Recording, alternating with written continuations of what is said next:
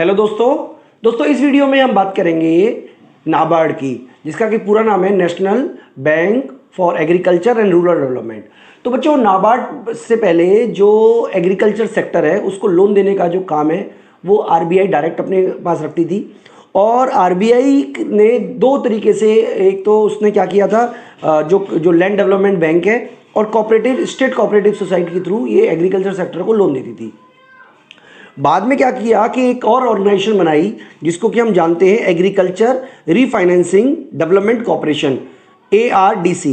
ठीक है, 1963 में ये आरबीआई ने बनाई थी।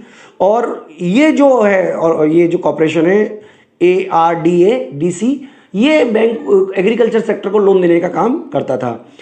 बाद में एक और ऑर्गेनाइजेशन बनाई जिसको कि हम नाबार्ड बोलते हैं, और ये सारी की सारी जो एग्रीकल्चर का जो जिम्मेदारी है वो इसी को सौंप दी गई एग्रीकल्चर सेक्टर को। और जो ARDC था उसको भी इसमें विलय कर दिया गया। ठीक है, तो अब जो एग्रीकल्चर सेक्टर में सबसे बड़ी जो बैंक है वो नाबार्ड ही है। यानी कि नाबार्ड जो है वो एपेक्स इंस्टीट्यूशन है ऑफ इंटायर बैंकिंग, जो कि एग्रीकल्चर सेक्टर में फाइनेंस करने का काम करती हैं। नाबार्ड जो है वो अभी हमने डिस्कस किया कि वो एपेक्स इंस्टीट्यूशन है, और एपेक्स इंस्टीट्यूशन होने के नाते ये फाइनेंस करने के अलावा रेगुलेशन करने का काम भी करती है, और साथ ही साथ रेगुलेशन के अलावा ये डेवलपमेंट का काम भी करती है। ठीक है, तो यहाँ पे जैसे कि आप लिखा हुआ है कि national bank for agriculture rural development is the apex development financial institution in India in the field of agriculture. ठीक है, तो ये क्या काम करती है? Mattering considering policy planning and operational in the field of credit for agriculture and other economic activities in the rural development rural areas in India. यानी कि रूरल एरिया में जो क्रेडिट के अलावा जितने भी अदर ऑपरेशनल होते हैं, प्लानिंग होती है, अदर डेवलपमेंट के काम हो, वो इस सारे के सारे ये एक बैंक करती है। तो इस बैंक का जो स्थापना हुई थी, जो सेटअप हुआ था, वो 12 जुलाई 1982 को हुआ था, और इसका हेडक्वार्टर मुंबई महाराष्ट्र में है। इसके जो चेयरपर्सन है वो हर्ष कुमार हैं। ठीक है, इसके अलावा जो बेसिक इसका पर्पस था वो था डेवलपमेंट असिस्टेंस, पॉवर्टी रिडक्शन। ठीक है, तो इसकी जो सब्सिडीज़ हैं, कुछ सब्सिडीज़ बैंक के बारे में मैं आपको बता देता हूँ। जैसे कि आप देख पा रहे होंगे, सब्सिडीज़ कंपनियां हैं, उनमें है नेप्सकॉन, नव वेंचर लिमिटेड, नव किशन फाइनेंशियल लिमिटेड, और इसके अलावा नव समृद्धि फाइनेंशियल लिमिटेड। इसके अलावा बच्चों, इसकी जो ऑथराइज शेयर कैपिटल है वो 500 करोड़ थी, और जो पेड अप कैपिटल है वो 100 करोड़ है। इसके अलावा इसका जो आरबीआई और गवर्नमेंट ऑफ इंडिया, इसने 50-50 कंट्रीब्यूट करके इस बैंक को बनाया।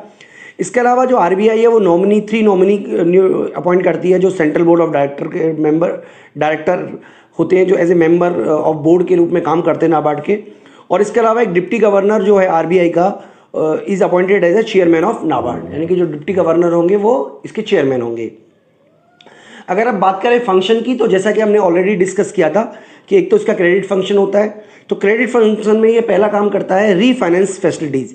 रीफाइनेंस फैसिलिटीज़ का मतलब है कि नाबार्ड जो है वो शॉर्ट टर्म और लोन प्रोवाइड करता है डिफरेंट जिनको जो ज़रूरत होती है।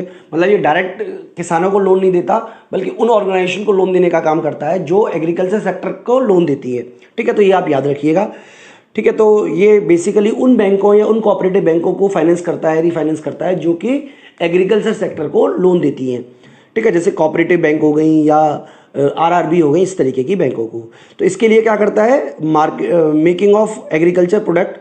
ठीक है, इसके अलावा distribution of agriculture input to the farmer, production and marketing activities of cottage and small scale industry, इस तरीके का ये काम करता है। इसके अलावा ये मीडियम टर्म क्रेडिट भी प्रोवाइड कराता है। नाबार्ड जो है वो 1.5 साल से लेके 7 ईयर तक के लोन प्रोवाइड कराता है स्टेट कोऑपरेटिव बैंक को और रीजनल रूरल बैंक को। इसके अलावा जो नाबार्ड है वो लॉन्ग टर्म लोन भी प्रोवाइड कराता है। NABARD offer long period credit, ये जिसकी की जो अवधि होती है, जो टाइम पीरियड है वो 25 साल से कम होना चाहिए। और ये भी स्टेट कोऑपरेटिव बैंक को, रीजनल रूरल बैंक्स को, लैंड डेवलपमेंट बैंक को और कमर्शियल बैंक को भी प्रोवाइड कराता है। ठीक है, इसके अलावा इसका अगला काम है, इसका जो अगला वो है कन्वेंशन फंक्शन फैसिलिटीज़। ठीक है, it offer convention facility to state cooperative bank and RRBs for the period not existing 7 year under condition of famines and other natural calamities. यानी किसी भी तरीके की जो नेचुरल कैलेमिटी आती है, जैसे सूखा हो गया या कोई मान लीजिए बाढ़ आ गई, तो इस तरीके वो 7 ईयर का 7 ईयर तक के लिए लोन प्रोवाइड कराता है, जिसे कन्वेंशनल फैसिलिटीज़ भी बोलते हैं। ठीक है, इसका मतलब ये एक्स्ट्रा एक तरीके का लोन होता है। इसके अलावा क्रेडिट टू स्टेट गवर्नमेंट, यानी कि जो स्टेट गवर्नमेंट है उसको भी लोन देने का ये काम करती है। It provide credit to the state government for the period not exceed 20 year to, ठीक है 20 ईयर है, to enable them to subsidise directly और indirectly to the share capital of cooperative credit societies. इसके अलावा शेयर कैपिटल, देखिए जो कई सारी ऐसी कंपनी हैं या बैंक हैं, इंस्टीट्यूशन है, उनके शेयर कैपिटल को भी बाय करता है।